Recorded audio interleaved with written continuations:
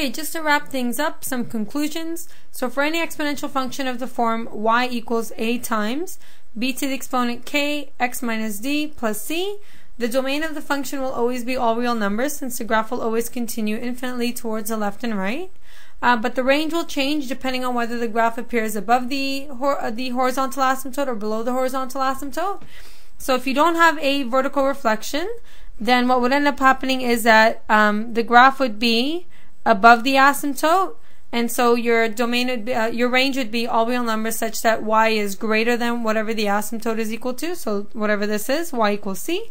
But if you have a reflection in the graph, what would end up happening is that the graph would be below the asymptote, and so you would have something that looks like this.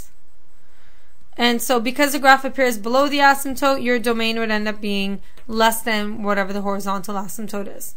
And the equation of the asymptote would be y equals c.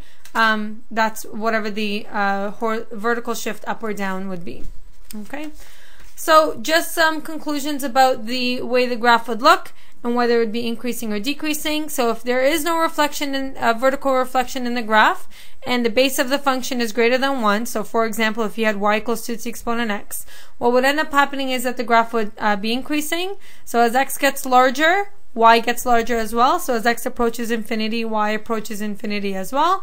And as x gets smaller, so as x approaches negative infinity, y starts to approach the asymptote, which is at c.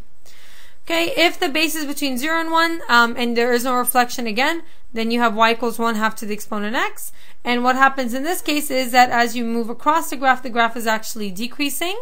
And the reason why that happens is because as you multiply a half by itself repeatedly, the denominator gets larger.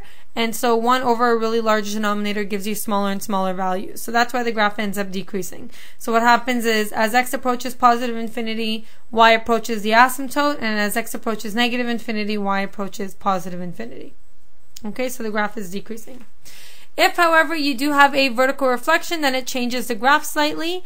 So if you have a value of the base that's greater than 1, but you have a reflection, what ends up happening is that the graph ends up decreasing. So normally the graph would be up here. So normally this is where the graph would be, but because the graph has been reflected, it ends up being below the asymptote instead. Okay, so what ends up happening is as x gets larger, y gets smaller, and as x gets smaller, y gets closer to the asymptote. Okay, normally we look at the graph from left to right, so most of the time we'll focus on how the graph is changing as you move from left to right. So it's decreasing as you move from left to right.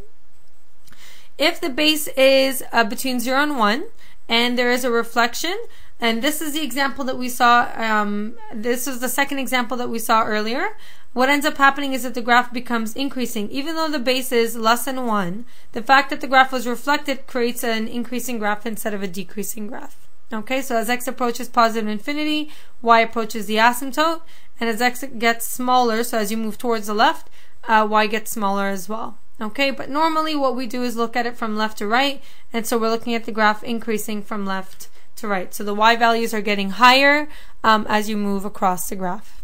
And that's it.